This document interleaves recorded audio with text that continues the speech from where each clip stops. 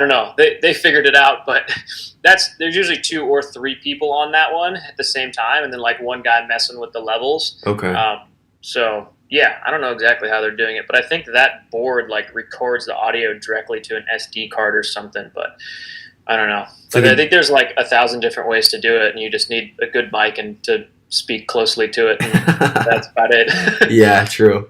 They're like I need the Joe Rogan setup for that, but yeah. I know he probably has cost a fortune on what he's bought for all that whole No thing. kidding. No kidding.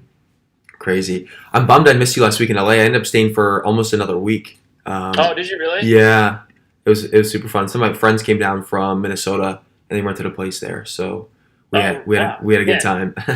You just went there for a vacation? It was kind of vacation. It was like work. I mean, I could work because I basically just like this is. I'm in my room right now. It's like my office. But so I'm able to work down there as well. So, and we Nice. just launched on the App Store too yesterday, which is kind of cool. So Oh, really? yeah, Sick. Congrats, man. That's a big deal. yeah. Nice. Thank you. So yeah, man, it's been a trek. But dude, appreciate you so much for taking the time to chat. I was doing some research online from like some of your previous interviews, and you have an incredible journey. So I'm super excited to ask you some questions about it and for you to share that with us because it's super unique. So Yeah, thanks, man. Appreciate it. of course. So kind of first things first, I'd be curious to hear like how you got into mountain biking. So you were a professional mountain biker. What was your first like impetus to start mountain biking? Because I feel like one of the things when you were a kid, you like one of the biggest accomplishments is learning to ride a bike. And so I don't know. I'd be curious to hear your story around that. Yeah, totally. Yeah, I mean, I grew up in Southern California, and extreme sports of all kinds were just popular, and that's what like all the kids did in the neighborhood. And I didn't have parents that did mountain biking or any type of extreme sports, but just all the friends in the neighborhood did. So yeah, got into like BMX riding initially, and then skateboarding and motocross for a long time. And then by the time I was 13, just a good friend of mine, his dad had a mountain bike and got a new one. So then he was riding his dad's old one. And then I was like, dude, that looks like this cool combination of a BMX bike and a dirt bike. And he's like, yeah, it's super fun. And I was like, well, can I ride yours and you ride your dad's? And like, so we just went out and did that. And I pretty much just instantly fell in love with it. That was when I was in 8th grade. And I was just like, wow, that was the funnest thing ever. Because it was exactly the combination of motocross and BMX together. And just so much fun. And then kind of from there, I actually sold the dirt bike I had at the time to spend the money on a mountain bike. Oh wow. And then just fell in love with the sport and just got into it. And I just had still have unbelievably supportive and amazing parents that pretty much supported me in anything I did. So huge advantage there. And yeah, got into mountain biking and then got a good bike, and then took me to some local races and started racing, and had some decent results and got sponsored at a pretty young age, and then got good enough to where I was like sponsored. And then in high school I qualified for charter school, which was like in SoCal at least, charter school is more or less just like child actors and then a few athletes in there that can qualify to do that, so they don't have to go to traditional high school. So I didn't go the last 2 years of high school. I just raced bikes around the country and kind of experienced that life for a little bit. And yeah, that's kind of like how it spawned initially from the early days. Who's your first sponsor, and what was it like? I'm curious what it was like. I mean, I suppose this is probably normal for you not going to high school, but what was it like those last couple of years of? Did you feel like you missed out on anything, or did you feel like that you were experiencing more doing what you were doing? Yeah, I don't know. I think you're always going to have FOMO to some extent, you know? So yeah, I mean, first sponsor, I think it was Utopia, which was a goggle company. I don't even think they're in business anymore. And then eventually it was like KHS and Maxis, and then I started riding for a company called Morewood, which was a South African bike company. So that was cool. I mean, mountain bike racing, like I was doing the enduro and downhill stuff, and it's not glamorous. I don't know if maybe soccer and NFL and MLB, like that's glamorous, but mountain biking as a professional and as like a junior professional is not really that glamorous. It's definitely fun. Like you get to travel all around North America and race cool ski resorts and that sort of thing, but there's a lot of broken bones. And, again, it's not like a high paying, glamorous sport, even at the top level, let alone when you're like a up and coming junior. So, yeah, I mean, I definitely enjoyed it, and I had a ton of fun traveling and riding and racing. And, yeah, I think there was a level of like, am I missing out on the last 2 years of high school? And, yeah, for sure. There was definitely like some looking back at that, like, man, I kind of like never experienced the whole senior year thing in high school that all my friends got to. And The senior slide. You never got experienced the senior slide. yeah, exactly. Yeah, shit like that. And then, yeah, it's just, that was what it was. And then, basically after high school, I raced well, to give you the full story, I only went to charter school for about a year, and then I found out about this thing called the California High School Proficiency Exam, which apparently was like an actual high school diploma, but it's not a GED, whereas a GED is like not technically a high school diploma. Mm-hmm. So anyways, I asked to take that, and basically all the teachers are sort of indoctrinated to tell kids not to take that because like you can just get a high school diploma and like then the schools don't make any money because they're not getting attendance. But anyways, I took that, so I didn't really technically even graduate high school or charter school properly. I just snuck out on the proficiency exam. A year early? A year early too? Yeah, a year early. Wow, that's impressive. So pulled that off, and then just kept staying dedicated to racing, and then like by the time I was 19, I'd raced a couple years pro, and I was just kind of burnt out on making the sport feel like a job rather than feel like it was something that I did for fun. And I just got more into the business side of things and just got kind of tired of breaking bones all the time because downhill and enduro was just a super extreme sport in that sense. So yeah, a lot of injuries and got kind of burned out on it a little bit. So yeah, then from there, just like, got into the business side of things and then started a business when I was 21. So totally missed out on the last 2 years of high school and then missed out entirely on the college experience, which also looked, maybe sort of useful, but at least it looked really fun. So yeah, there's always a level of like, oh man, I kind of missed out on that.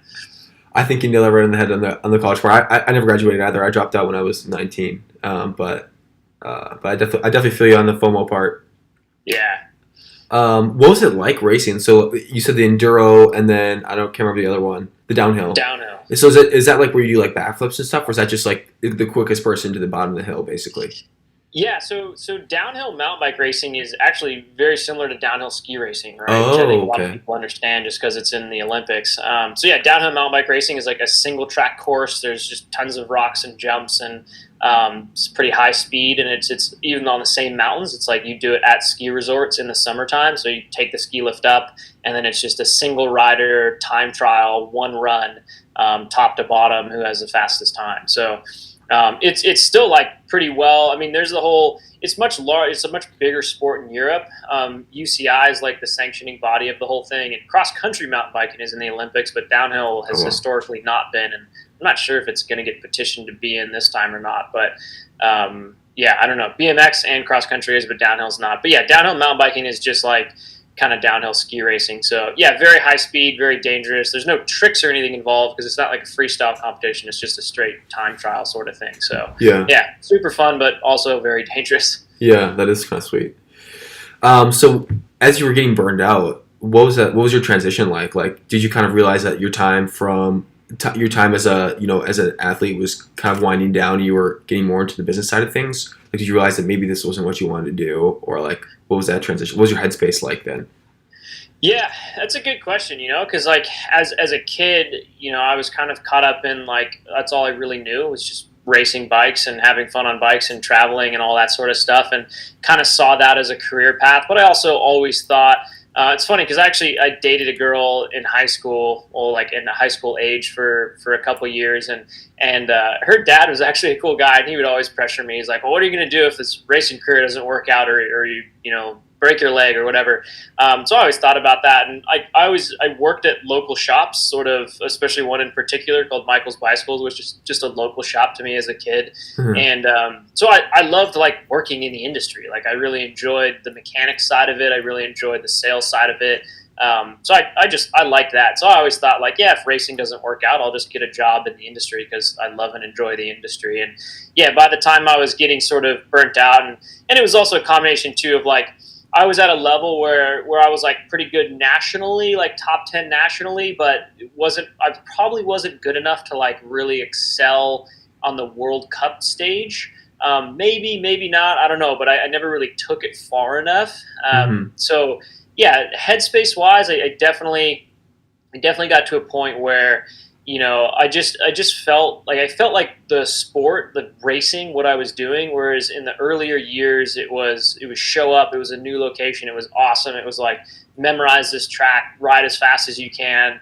A lot of competition, a lot of fun, and I enjoyed it. And then it kind of got to be, and I spent a year out east racing too, and it started feeling more like work. Like it was just, Mm-hmm. there was so much mud, and it was a hassle, and it was like just all this laundry and cleaning your bike and destroying your bike and rebuilding it, and it was just tough. So the whole shebang of it just started feeling like a hassle rather than like fun. Mm-hmm. And that's when I also started, that was like at age 19, 20. And I think a lot of people kind of go through like a coming of age at that point. I started reading some more books. And in the off season, I also started, I'd always been, so to recap, like I've been selling stuff on eBay since I was a little kid, since I was like 10, 11 years old. So I was always like very entrepreneurial minded, and I would work at a local shop as a young teenager, and then like get parts at cost, ride them for a little bit, sell them online, whether it be eBay or forums or something. And so I'd always kind of been like doing businessy stuff, and I never really realized how like entrepreneurial minded that was until I looked back at it in my later years. But yeah, so I always did that, and then I just got to the point where in the one off season, a friend of mine's dad got me this wholesale account at this like liquidation home goods thing. Like it was kind of like Ashley Furniture almost, where it's like if like Ashley Furniture or Home Depot or Lowe's have too much back stock of whatever, faucets, shower heads, couches, like all sorts of random stuff, this liquidation wholesaler buys it, and then they sell it to contractors, or I don't even know where else they sell it to. But he got me an account there because he knew I could sell stuff on eBay well. And I started selling these faucets, and then I started just slanging faucets to a pretty good clip, and then realized like, wow, e-commerce is a real deal. Like this is a huge market. You can sell a lot of shit on the internet. Like Yeah. I think once you realize, as a young kid, once you realize like, wow, you can sell a lot of stuff on the internet, and Mm-hmm. there's millions and billions of people buying stuff on here, and it's really not all that hard to do. You just see an opportunity, and for me, it was like, wow, I totally do not like faucets and don't give a crap about it, but I do know and like bike stuff. So that's kind of what like sparked the idea. I was like, wow, I think I could probably legitimately sell a ton of bike stuff online. And then you just start like looking like, oh, what are the other competitors doing? Is there a hole in the market? What are some advantages and disadvantages of doing it this way? Where are people sort of leaving money on the table? Where is there unsophistication in this industry that Mm-hmm. you could swipe up? And so you start just seeing all that sort of stuff. And that's kind of how like I got the idea to start Worldwide Cyclery to begin with. And yeah, like my headspace was just, I was thinking about that way more. So I'd be like going to a race, but I would be thinking about like, oh, who are the people here that consume this stuff? Who are the average riders? Who are the Wow. racers? Where, like, I was just realizing That's like, super oh cool. man, like I'm thinking about business all day. I'm not thinking about racing bikes all day. Like I clearly just like this more, Yeah. and for me, it was like, well, I'm just going to let that passion run because it's entertaining, and I'm also kind of burnt out on racing at this point. So yeah, it was kind of just a natural evolution. So I didn't have like a breakdown of like, oh, I'm going to quit racing, and then what do I do next? It kind of just like happened naturally, like throughout one season of racing. Yeah. That's super crazy about the liquidation stuff. So that was actually one of my first businesses outside of after I left university. We got this investor, and I'm not sure if you've heard of Jacob's Trading Company, but they're a large liquidation reseller. I think they're the largest in the Midwest, but they're based in Minneapolis.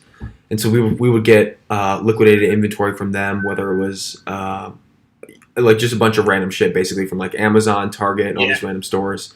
And we'd get their stuff and then sell it online. And 20% of the product was defect, so you had to throw it out, but you make it up with the other stuff. So it was it's very cool to see like when you were talking about that, I very much like felt a connection because I went through a very similar experience with that. So that's pretty cool.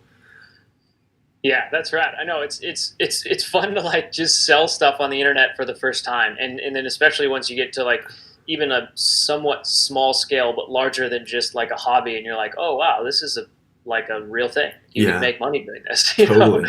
and that's kind of a fun realization that I think a lot of people don't ever have because they've never just tried to sell stuff online Yeah. and realize like, oh wow, this is very doable, and it's really not that hard. Like you don't need to be a genius to figure out how to do it.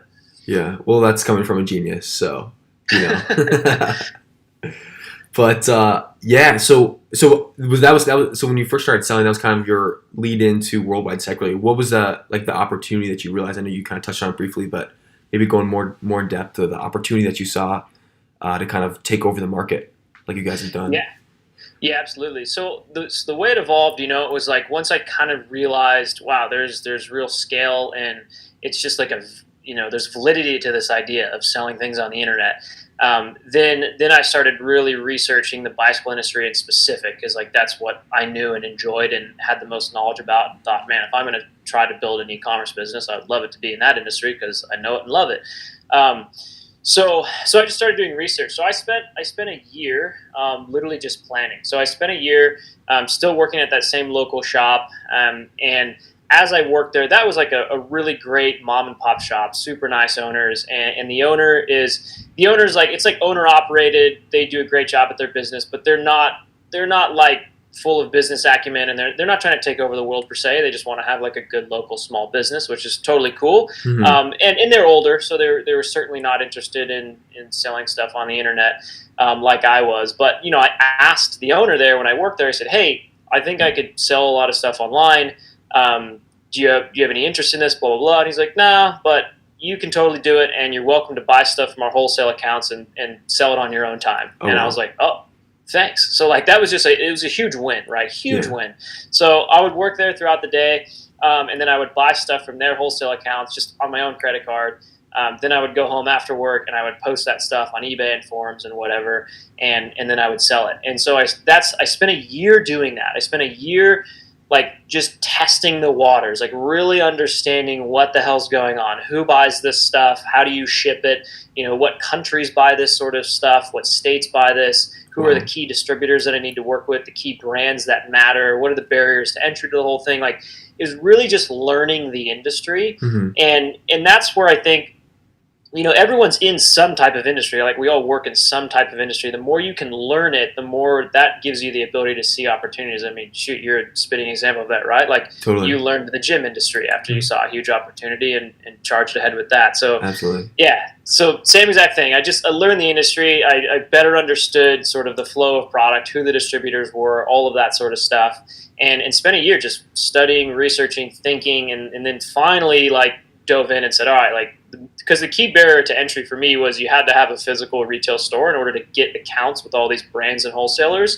Mm-hmm. So, after I was really confident I could pull it off, that's when I opened up the first small retail store, and that was sort of the birth of Worldwide Cyclery. And yeah, super small scale. It's basically me by myself, occasionally recruiting friends to help with odds and ends things, but it was me by myself just like posting stuff on the internet, getting wholesale accounts lined up, figuring out how to sell the stuff online. And I was 21 at the time, so it was very small scale.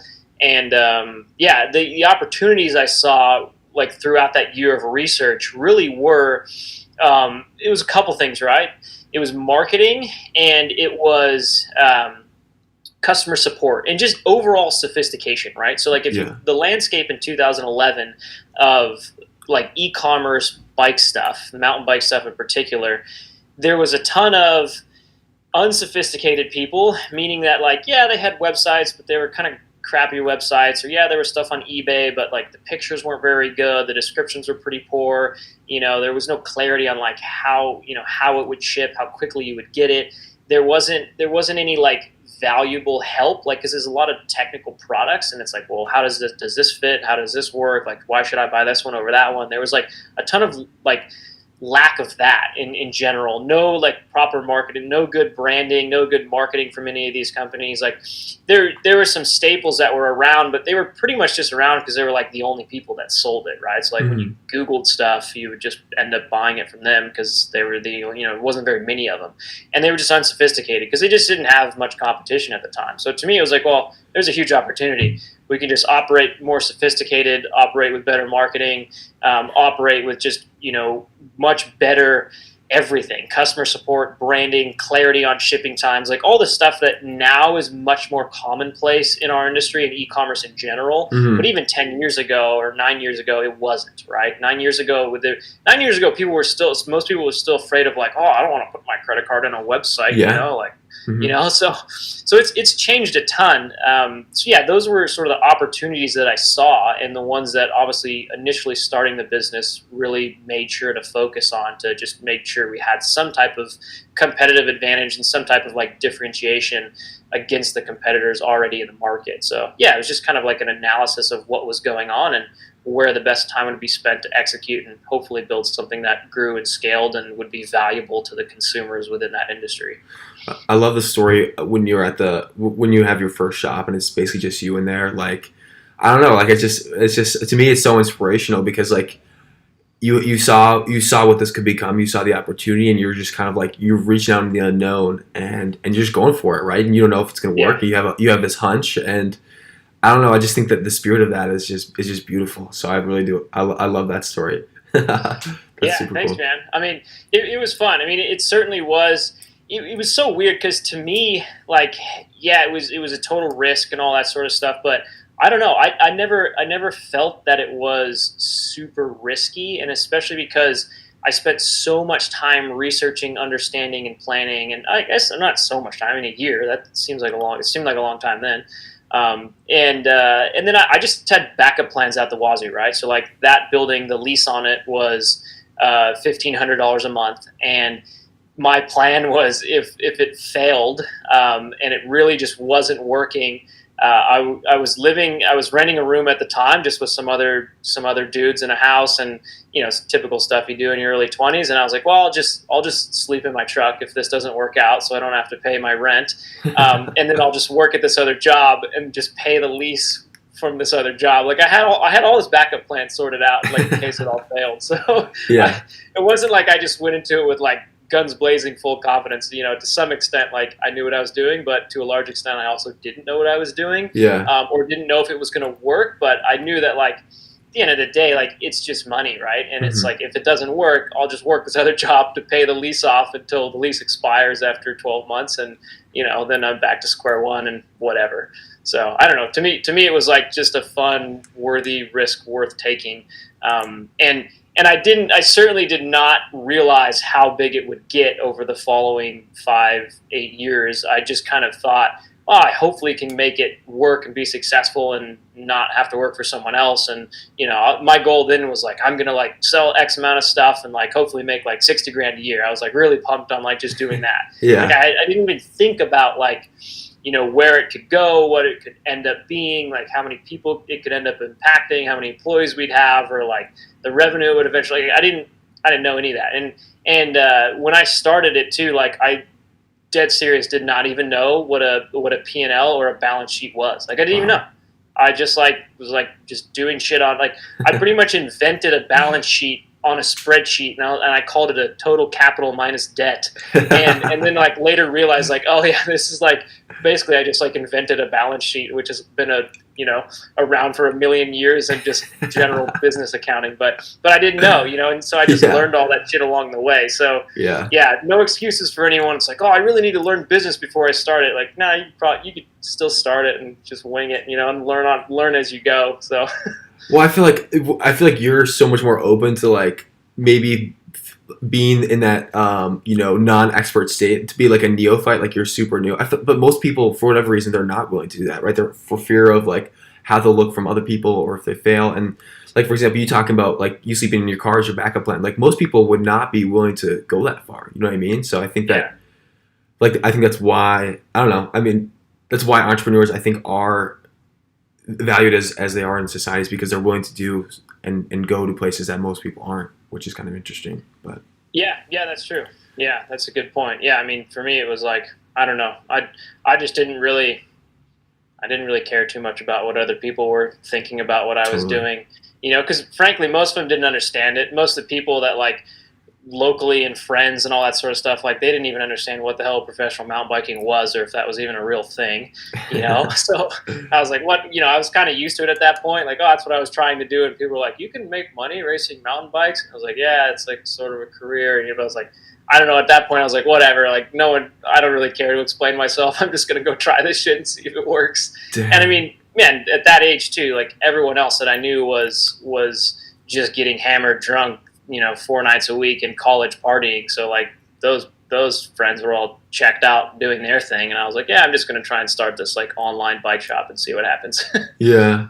Do you think that naivete that you had when you like started it really helped? Like, for example, like you didn't know how to do your P&L, and you didn't really have like a business plan. At least it seems like to build this into a big business, you were just kind of focused on providing the best experience to the people that you had. Do you think that was a big advantage? It's an interesting question.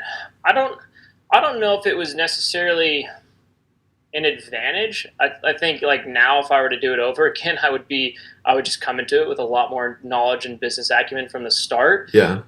But at the same time, I don't think it mattered as much as people think it does, right? Like, yeah, like the better you are at the game of business and understanding, financial metrics and strategy and marketing and branding, all that sort of stuff. Like, yeah, sure, that's going to help you come in swinging and make things happen faster. And I didn't have any of that coming into it, but still just dove in headfirst and tried, and just kind of like, it was that whole, I mean, you've probably heard it. It's like building a parachute as you're falling out of the plane type of thing. So it was kind of that thing. I mean, at the end of the day, like when you start a small business for the first time, you're not going to be that busy 100% of the day. So like you're going to have, some of your day is going to be like actually selling product or like doing admin work and shipping stuff or whatever it is. And then there's going to be a huge amount of your day where you just don't really have anything to do but learn and just sit there and like learn, what's a strategy I could use to sell more? And then you're just like Googling digital marketing strategies and then like trying to implement one of those the next day. So I don't know, like I just think there's always time to learn, and you can just learn as the business is operating. And frankly, like that's the best way to do it, because you can learn about digital marketing strategies all day, but if you don't have something, even a small little side hustle or small business to like try those, you'll never truly understand them or truly understand which ones work and which ones don't work for your particular business and your particular industry. So like you have to have something to test. It's like reading about how to ride a bike. Like you can read about it all day, but like you're sure as hell never going to get good at it unless you actually are in the saddle riding thing all day. So totally. I don't know. So for me, I think that like it was better to just jump in and start and figure it out.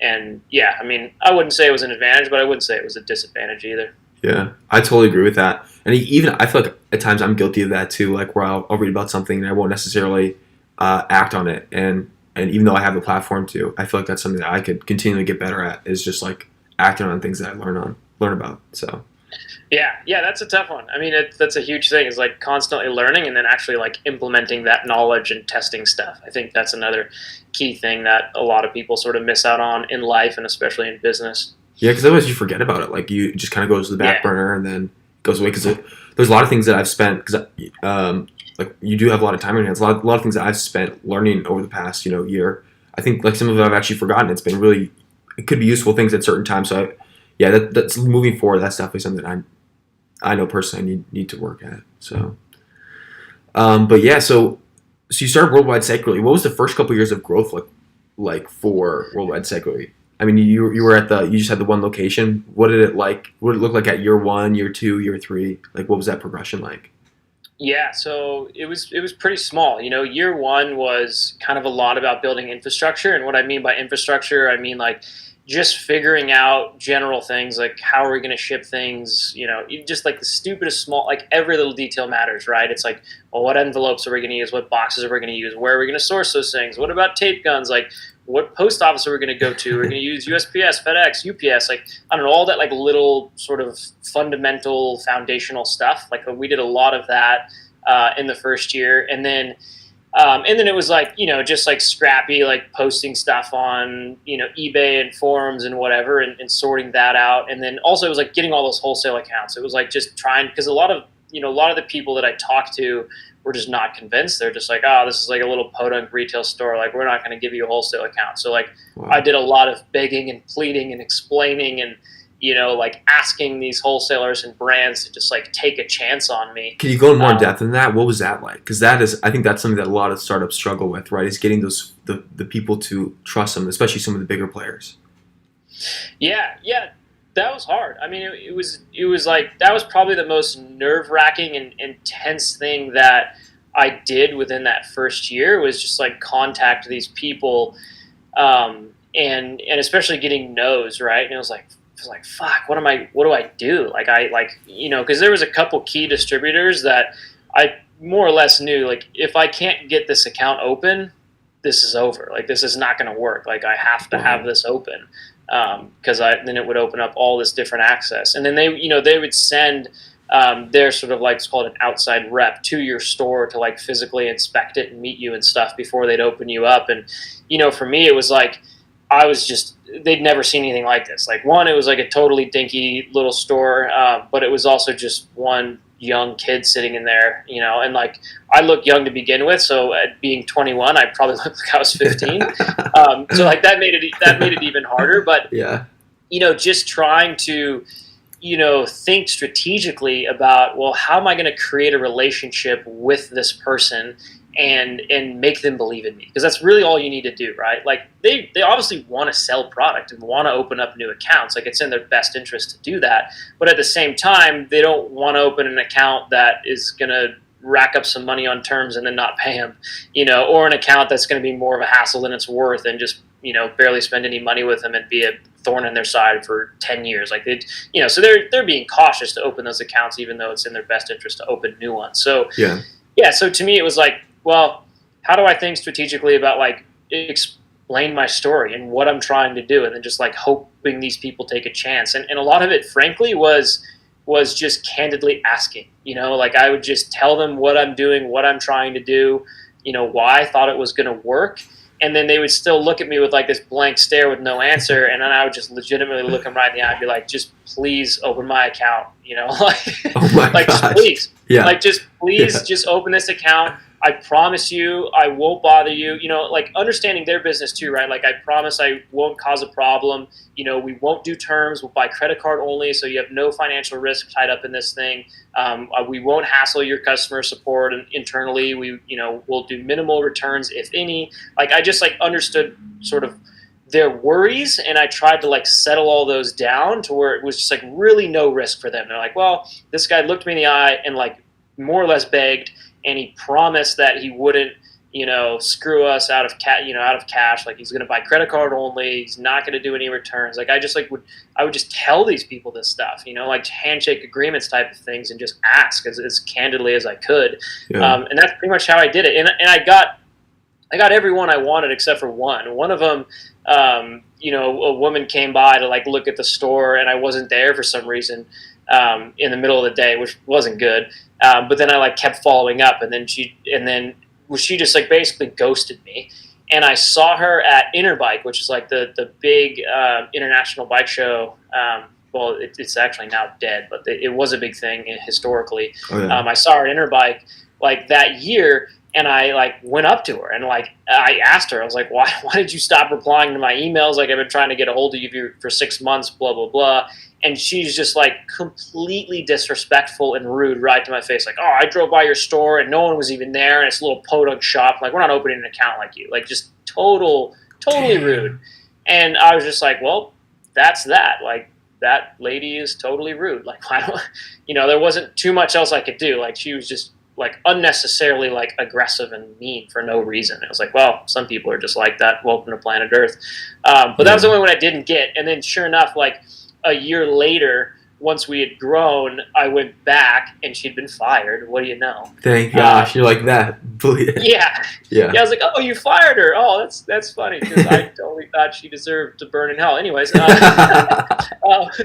yeah, so then I got the account open, and that was that. And then I like tacked them all down after a couple of years. So that was definitely a hard, challenging part to the whole thing, because you just have to put yourself out there. And I don't know. I don't think that many people are comfortable doing that, but that's another thing that like once you put yourself under pressure, you can probably do more than you think you could, right? So for me, it was like I had to sign a 12-month lease on this building to open the store, and like I had to make it work. Like I didn't really have a choice. And again, unless I wanted the whole thing to fail and lose money and sleep in the car and pay it off, I was like, I got to make this thing work. So I just begged and pleaded, and just like tried to build rapport with everyone that came in from those wholesalers and those brands, and tried to make friends with them, and again just like asked them candidly, tried to like calm their worries that they had, and like try and like minimize the risk that they had for opening like a young, small, sort of like unknown account like I would have been for them. So so I just went for it, and most of the time it worked out. I got a lot of hesitation that I pushed through, and I only got one totally rude, mean person, and that was that. So it wasn't so bad.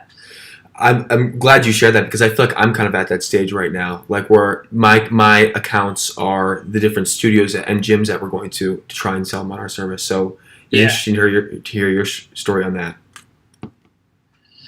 Yeah, man, persistence is key, and then I think for me too.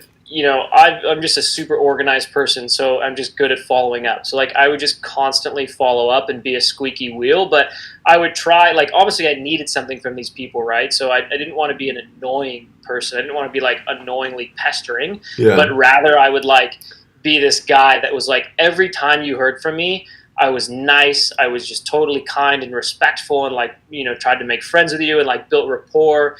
And it was funny because like I'd read probably like a year prior, People Buy You, People BUYU, and it was just a sales book, right? It was just pretty much a sales book that really the whole entire philosophy of the book was like, people will spend so much more money with you and buy things from you if they like you. Like it's as simple as that. So like, how do you get them to like you? Like make friends with them, ask about their kids, like, have a genuine interest in them as people, and do things that flatter them, ask them for advice, ask them to help you, like whatever, like things like that. So I was just constantly like thinking of that, like how do I build rapport with these people? How do I make sure that every time they hear from me, they're not annoyed, but rather they're like, oh, like this guy's so nice. Every time I talk to him, like I'll always give him the time of day, even if like I'm still going to tell him no, I'll still at least answer his phone call. So like I just tried to make sure to do that, to make sure that like, again, people weren't annoyed with me, but rather they're like, this guy's so nice, but damn, he won't stop asking. And eventually they'll break, especially if like you build enough rapport and friendship with them, like they will break and like throw you a bone. So it just sometimes takes time and patience for sure. Yeah, that's good to hear. We're on the right track then. I think we're on the right track. Yeah, nice. But I didn't mean to cut you off there. I mean, we went on a kind of a big tangent on the on building your rapport with your different suppliers. What was it? Can we go back to the growth of the company from year 1, year 2, year 3, all the way up to all the way up to now? So, first year again, like a lot of it was the foundational stuff. I think we did like $275,000 in revenue, which was like just barely enough to pay all the expenses and break even.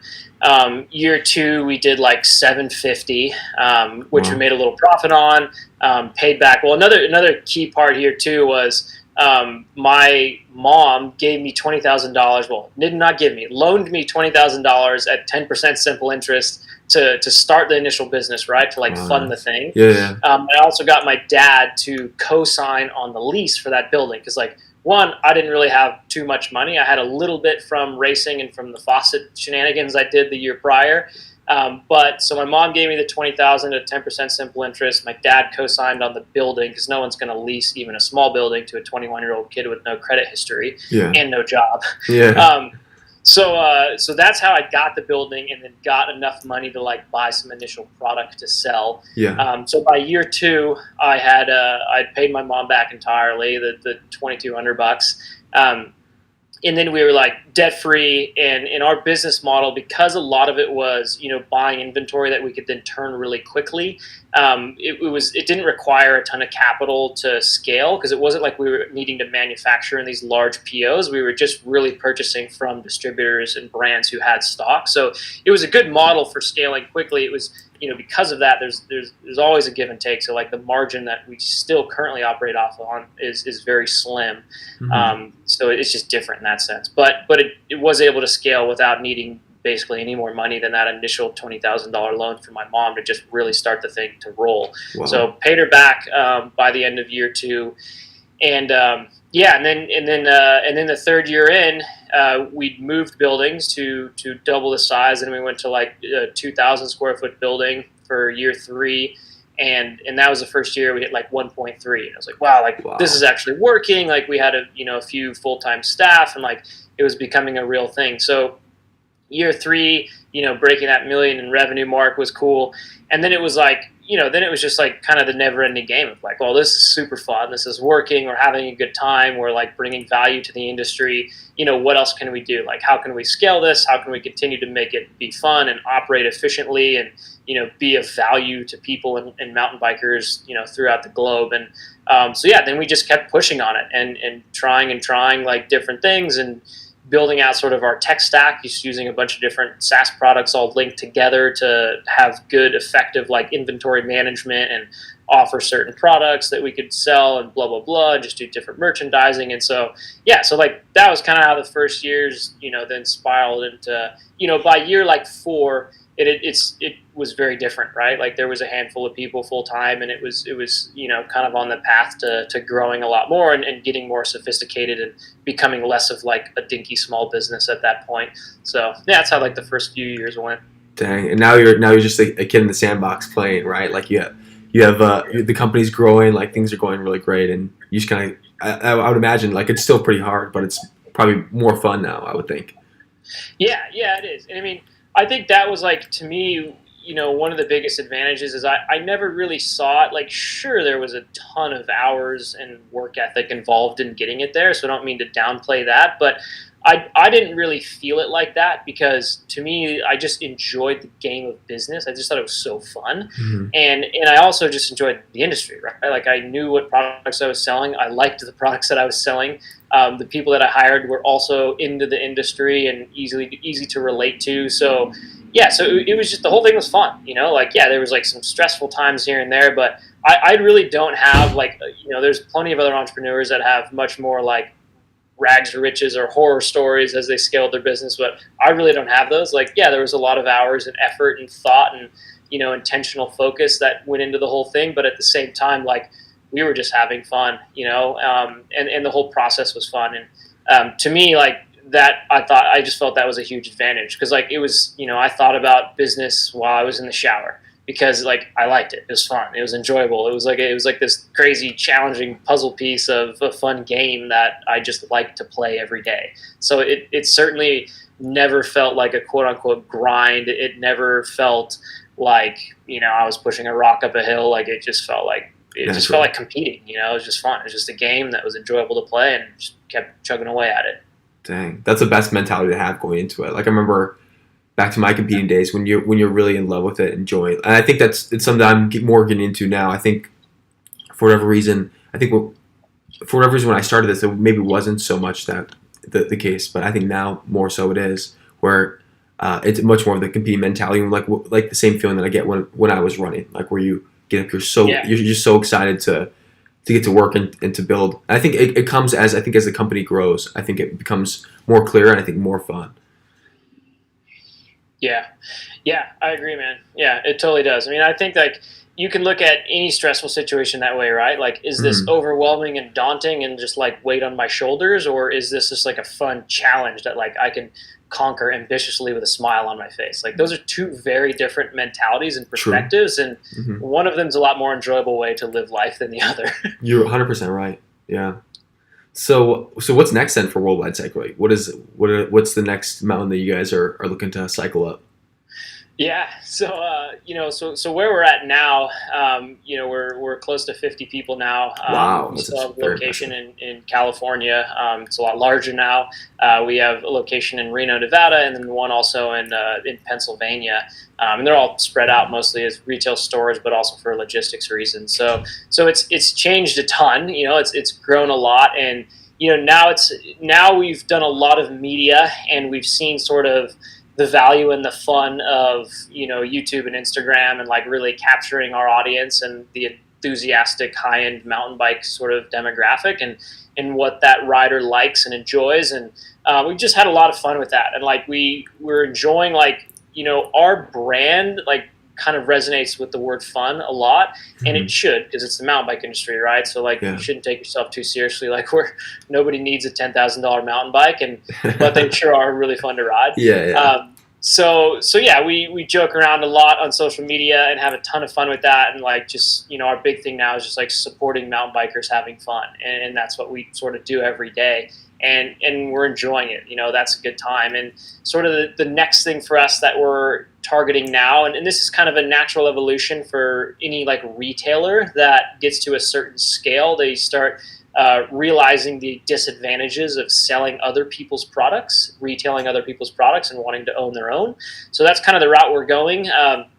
We just a little over a year ago acquired a mountain bike apparel brand called Kettle Mountain, and sort of we're building that out right now. And I'm actually ambitious to like push that, not necessarily to be a mountain bike gear brand, but to be very like cross-functional, just like an outdoor brand. So like has some good mountain bike pieces, but pieces that work on the bike and off the bike, and hiking and rock climbing and just general travel and adventure wear. Yeah. So yeah, that's kind of like where we're focusing a lot now. Just because we're seeing like, building out a direct-to-consumer apparel brand can fit with all of our same core values. It can, it'll resonate with our same audience that we sort of have engaged and captive right now.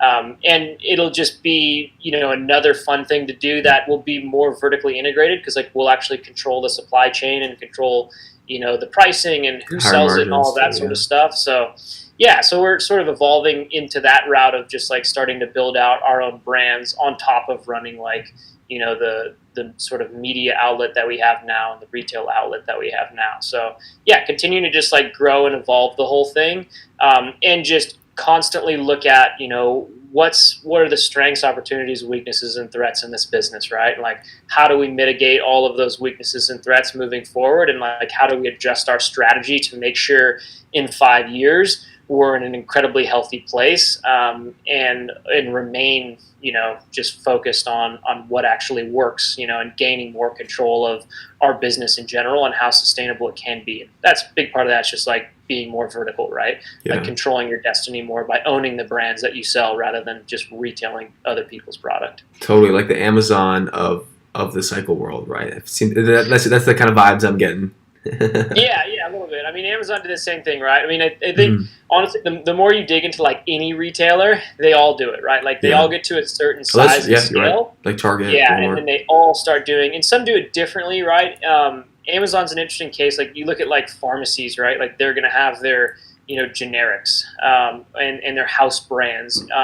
And then you look at Amazon. Amazon's kind of done both, right? They have like Amazon Basics, which is obviously almost like a generic in anything. Yeah. Batteries, trash cans, shorts. Like they just sell everything under Amazon Basics. Yeah. And then they own like a bunch of other brands that they don't even disclose publicly they own, but like, well, you can figure it out more or less. And they're like, more higher end boutique brands that like you would never think Amazon owned or know, but they do. So Amazon is an interesting case like that, whereas most retailers like, Whole Foods, Walmart, whatever, they kind of have like their house brand and they try to like just mix it in next to their other products that they sell. So yeah, I mean, every retailer goes that route to where it's like, well, how do we control our destiny more? We want a larger margin. We want more control of the supply chain. Yeah, and it's like if you have the audience, you just start building out your own brand. So kind of a natural evolution there for what we're doing. Totally. So you're a 21-year-old kid again, starting your business. What advice would you give to yourself, or I guess any 21-year-old kid starting their business today? I would say just jump in, or you could just Nike it, just do it. Like I think that's the biggest thing, man. I think there's like so much hesitation and overthought into things. Mm-hmm. And the fact of the matter is, like, one, you need to like business. Like at the end of you have to just like the game, and you have to care about it. If you're not interested in the game of business, that's fine, but you're never going to end up at the top of one in that case. And so don't try and start one. That it's as simple as that. But if you do like business and you're interested in entrepreneurship and you're interested in like everything that's, that entails, then just jump in. Like even if it's something super small or a side hustle, like that is the best way to learn. Because, like the analogy I said earlier, business to me is like, in that sense, it's like riding a bicycle or like playing any hard sport, right? Like you can read about it and theorize and think all you want, but until you actually just like do it, like that's the only way you're ever going to learn how to do it. So just jump in and try something, even if it's something totally small, even if it's just like finding a way to be build a small media outlet and be an affiliate for something. Like, I don't know, anything, just like jump in, and like that's how you learn. It's as simple as that. And like that's not only how you learn, but it's also how you like self-observe yourself and be like, well, do I like this? Like, am I having fun playing this game, or do I feel overwhelmed and out of my element and just like overly stressed out? Because if that's the case, then like you're probably, I mean, being an entrepreneur is like endlessly more challenging and complex and stressful than just sort of being employed. So Totally. so don't overweight that. It's not for the faint of heart. And like if you love it, it feels totally fine and comfortable, and you have a good time playing the game. But if it feels overwhelming and you're just like pulling your hair out, then like, yeah, you should probably just go be employed by someone and make a good career that way and go climb the corporate ladder if you want, or whatever. So yeah, that's kind of my advice, man. I mean, I think a lot of people have, that I've talked to over the years, especially younger kids that ask about it, and it's just like, just try something, like just anything, like just stop sitting here theorizing and thinking. Like if you're remotely interested in entrepreneurship and business, just try something, anything. And even if you lose like 10 grand, like who cares? You can just make 10 grand again over the next several years and pay yourself back if it doesn't work. But you might end up building a multi-million-dollar company and being like, oh, I'm really glad I just tried that. Totally. Well, Jeff, we're reaching the hour mark, so I definitely want to be respectful of your time.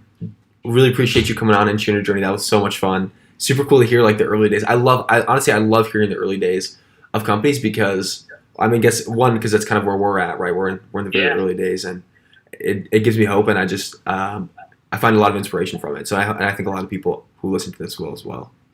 Yeah, cool. Yeah, I hope so, man. I'm curious to see your audience feedback on this, and especially as your podcast grows. And I love these kind of podcasts too. Like even like how I built this, dude. Like listening to the early days of these huge companies from the founders. It's fun. It is enjoyable to hear that stuff. Totally.